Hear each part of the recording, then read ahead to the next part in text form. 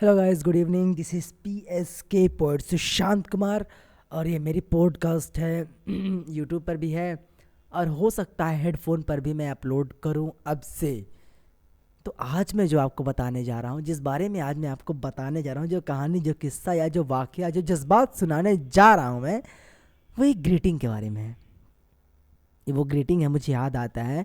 मैं मैसूर में था जब माइग्रेशन यहाँ से 9th क्लास में मैं गया था। तो मेरा एक जूनियर था, मुझे नाम उसका याद है, प्रीतम। प्रीतम वो मेरे पास आता था, मुझसे ड्राइंग्स सीखा करता था। मैं उसे टिप्स दिया करता था और हमारी बातें ऐसी होती थी। वो मुझसे बोलता, हाँ भैया, हाँ भैया। काश मतलब वो इंग्लिश, मतलब सॉरी, हिंदी, उनकी हिंदी ना उतनी अच्छी नहीं थी। उनकी हिंदी अच्छी है पर पर्टिकुलर उसकी हिंदी उतनी अच्छी नहीं थी। तो भैया को वो भैया बोलता था, भैया। और मुझे उसकी स्माइल याद है यार, रियली ट्रू स्माइल। मीन्स ना, सारे दिखावे, सारे झूठ फरेबों से एकदम हटकर ये सच जज्बात दिखाती है। एक पोएट्री की तरह उसकी स्माइल थी। उसके बारे में मैंने थोड़ा लिखा था। उसी रात को मैं इतना भावुक हो गया था, मैं क्या ही कहूँ।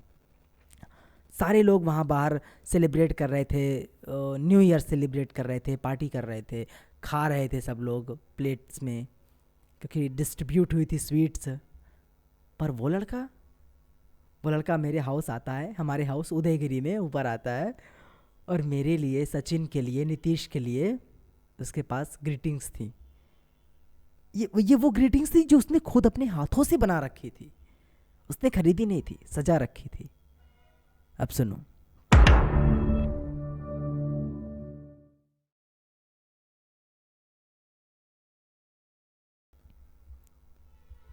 फोटोकॉपी के पेज में सिमटी वो प्यारी सी मुस्कुराहट मुझे मुस्कान देती है।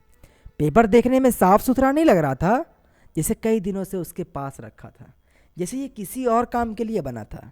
शायद कोई प्रोजेक्ट या असाइनमेंट लिखने के लिए था, या फिर रफ कार्य करने की खातिर उसे किताब के बीच में रखा गया हो।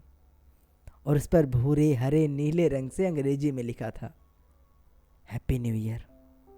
और ग्रीटिंग के कवर पर ही आतिशबाजी की खुशियां मना रही थी। उसकी मुस्कानें छिटी हुई थी। मैं अभी भी उसे उसी मुस्कान के साथ देखता हूँ, देखता जा रहा था, देखता जा रहा हूँ, जो मुस्कान मेरे चेहरे पर पिछले कुछ मिनटों से थी। अक्सर वो मुझसे रात को अपने समय निकालकर चित्रकला सीखने आता था। मैं भी उसमें, और उसमें वो मुझ में खो जाता था। मैं उसकी मासूमियत भरी मुस्कुराहट के प्यार में खो जाता और अपना सारा काम धंधा छोड़कर उसे सिखाने लगता कि कैसे आंखों के बीच की दूरी आंखों की कानों की दूरी बराबर होती है, कैसे दूर की वस्तु छोटी और पास की वस्तु बड़ी दिखाई देती है, कैसे मानव को हमेशा चित्र में मुस्कुराता हुआ उतारना चाहिए। ये अच्छा लगता है, बस पता नहीं क्यों। मैं ये सारी चीज़ें उसे अंग्रेजी में बताता जाता और वो आ भैया, आ भैया, आ भैया करके मेरी बातों पर हामी भरता जाता।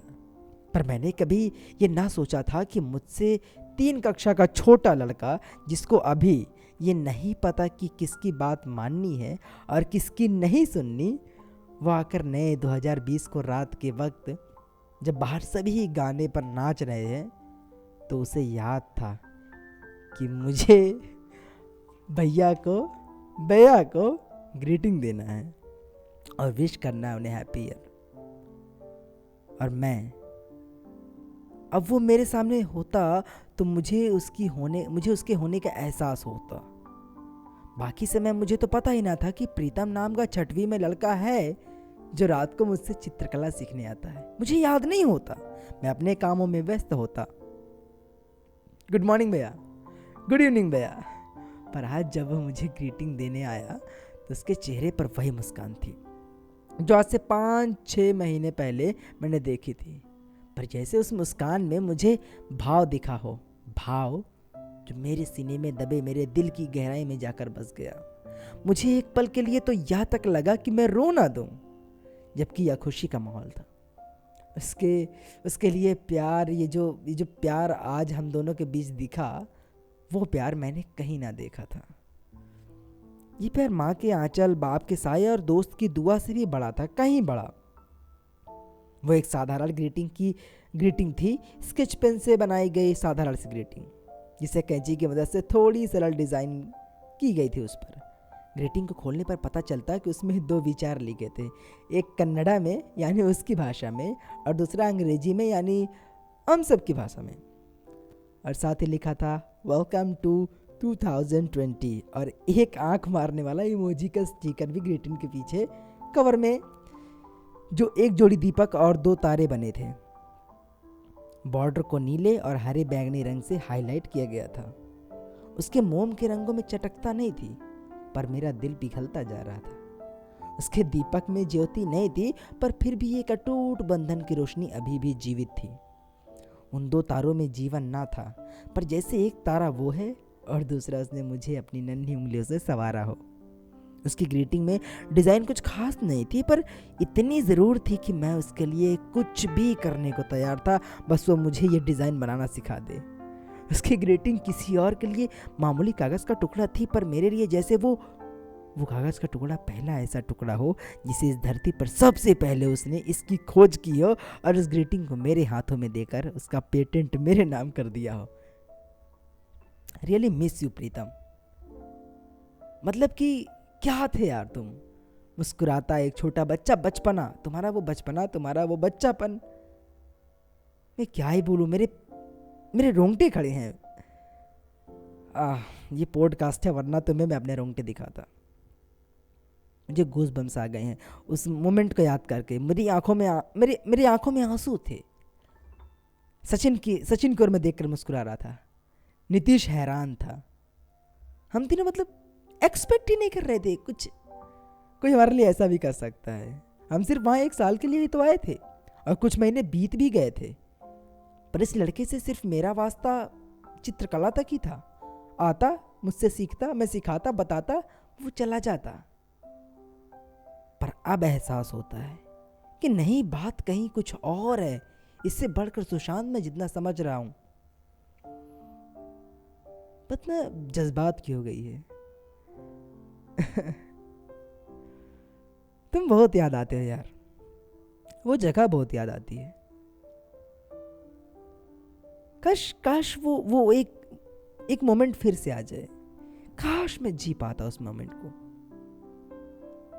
और मजे की बात ये सोचो कि मैं उस मोमेंट को जी रहा हूं, मैं इस मोमेंट में भी। लव यू यार, लव यू। तुमने मतलब यादगार बना दिया था वो पल। हाँ, 2020 उतना अच्छा नहीं था तुम्हारे हैप्पी न्यू ईयर के मुताबिक, पर मुझे याद आता है। मुझे तुम याद आते हो, मुझे तुम्हारी ग्रीटिंग याद आती है।